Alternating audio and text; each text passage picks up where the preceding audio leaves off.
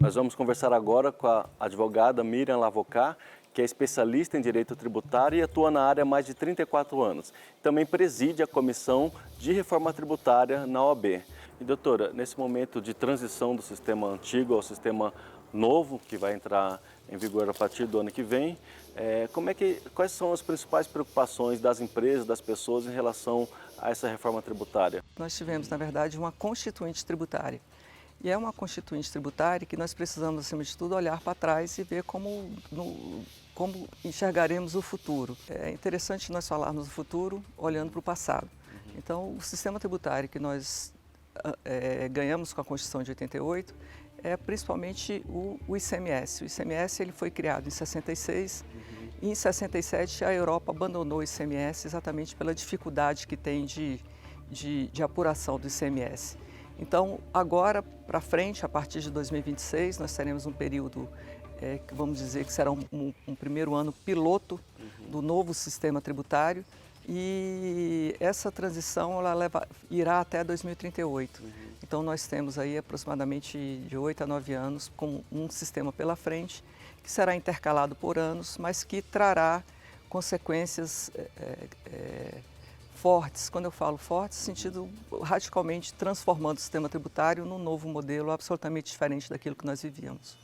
E, doutora, a senhora acredita que essa reforma tributária, essa constituinte tributária, como a senhora chama, ela vai diminuir os litígios tributários no país ou você acha que vão continuar esses litígios? Alexandre, nós temos uma máxima no Brasil, dita pelo ex-ministro Pedro Malan, que no Brasil até o passado é incerto.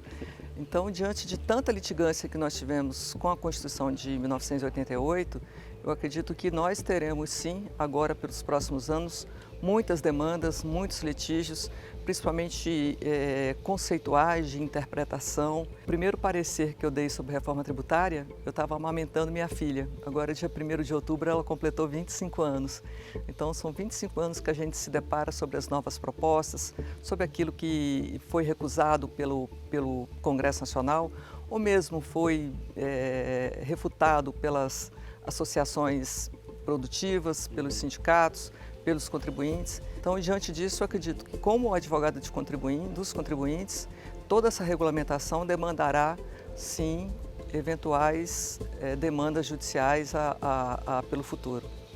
Doutora, para a gente concluir, queria que a senhora desse uma orientação para a gente de que forma que as pessoas, né, e as empresas, na prática, podem se preparar para essa reforma. O que elas devem fazer? Que orientações elas devem buscar? Que tipo de formação elas devem ir atrás? Alexandre, eu recomendo especialmente que se procurem profissionais habilitados e profissionais que acompanharam toda essa discussão no Congresso Nacional. Nós teremos aí uma ampla legislação e essa legislação precisa ser enfrentada por contadores e por advogados tributaristas que conhecem a matéria.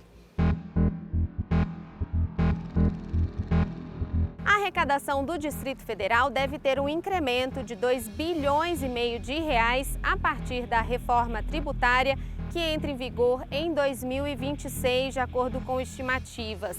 O papel da Câmara Legislativa é justamente fiscalizar onde esses recursos a mais serão aplicados. Por isso, a gente está aqui para conversar com o deputado Chico Vigilante. Deputado, por que teremos esse incremento na arrecadação do Distrito Federal a partir da reforma tributária?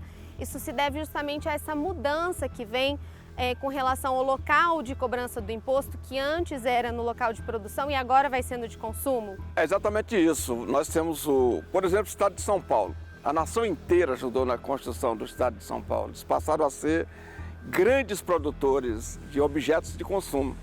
Só que o imposto todo ficava com eles, lá onde era produzido os produtos.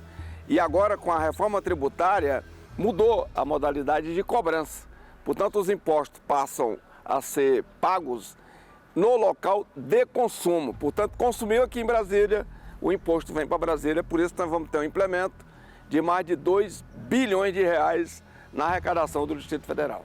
Deputado, qual que é a responsabilidade dos governantes aqui do DF para gastarem esses recursos a mais que a gente vai ter aí ao longo dos anos com a reforma tributária e como a Câmara vai fiscalizar também esse gasto? A responsabilidade dos governantes é gastar bem o dinheiro, aplicar bem.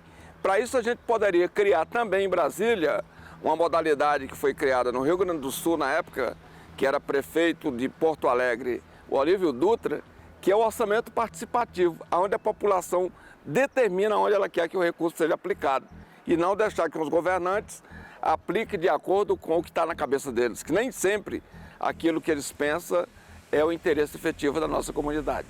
E a Câmara fiscalizando O papel como isso da vai Câmara, ser gasto. o papel da Câmara, qualquer parlamento, qualquer legislativo é exatamente fiscalizar a aplicação do recurso público. Só que isso aqui em Brasília tem sido feito de maneira muito precária. Recentemente, a bancada do PT convocou uma comissão geral justamente para discutir os impactos da reforma tributária para a população em geral. Qual que é a importância da Câmara discutir isso que vai começar a mudar a partir do ano que vem? É que tem muita gente que ouviu falar de reforma tributária, mas não sabe o que é. Não sabe os impactos que ela terá na economia e terá na sociedade. Por isso, nós fizemos essa comissão geral com especialistas para que a população se inteire do que é reforma tributária e que ela efetivamente participe disso daí. Deputado Chico, o Distrito Federal também vai participar do comitê gestor, que vai ser criado para poder fiscalizar, né, como esses recursos vão ser aplicados e como essa repartição vai ser justa entre os estados, municípios e o próprio Distrito Federal. Qual que é o papel da Câmara dentro desse comitê? Agora terá esse comitê nacional com a participação das 27 unidades da federação.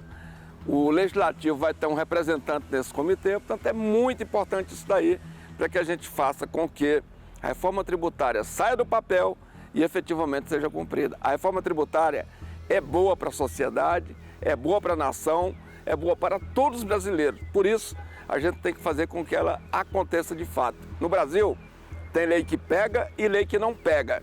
Nós queremos fazer com que essa lei seja aquela lei que vai pegar para o benefício da nossa população. E o dinheiro da arrecadação tem que ser bem aplicado na saúde, na educação, no transporte, na manutenção das nossas vias. E a população tem que estar pertinho, ajudando a gente a fiscalizar, cobrar e executar.